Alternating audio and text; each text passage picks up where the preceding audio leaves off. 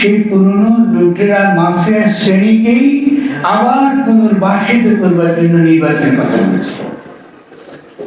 এবং এটা আমরা অনেকে আমাদের বলেন যে ফার্মাদের সামনে নির্বাচন বিরোধী, অবশ্যই আমি নির্বাচন বিরোধী, কিন্তু আমাদের মূল প্রশ্ন ছিল গণঅভ্যুত্থানে রাষ্ট্র গঠন। রাষ্ট্রটাকে গঠন করেন এবং রাষ্ট্র গঠন করার মধ্য দিয়ে আপনি এই লুটপাট তন্ত্র, যেটাকে আপনি রাষ্ট্র বলছেন, এটা একটা লুটপাট তন্ত্রকে আগে উৎখাত করেন।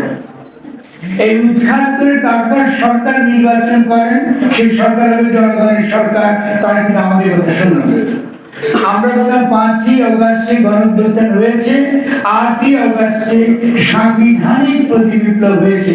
তার মানে হলো আইনের কথা বলে, সংবিধানের কথা বলে যে উদ্দেশ্যে এই গণঅভ্যুত্থান হয়েছিল জনগণ, তাদের একটু আপনারা শুনেছেন, তাদের খাদ্যের সমস্যা, তাদের গ্যাসের সমস্যা, তাদের আরো পানির সমস্যা, এইটা সমস্যা সমাধানের জন্য তারা একটা রাষ্ট্র চেয়েছে, যে রাষ্ট্রের নীতি হবে জনগণের জীবন ধারণকে নিশ্চিত করা, যারা তারা বেঁচে থাকতে পারে।